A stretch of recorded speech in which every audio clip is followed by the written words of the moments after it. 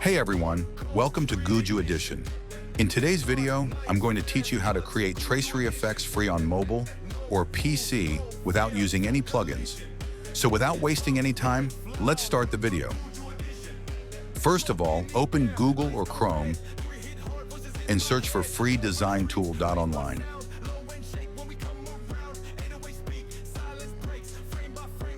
After that, you will see this website. Click on Baby Track. Now upload your video and your effect is ready.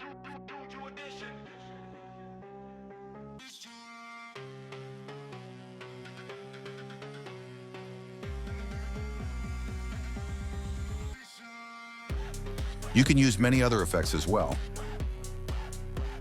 You can also download the effect and the text will appear in your video. For that, you need to export the video using the WebM export option. You can use many other effects as well. There will be text in the video, but you're smart enough to remove that later.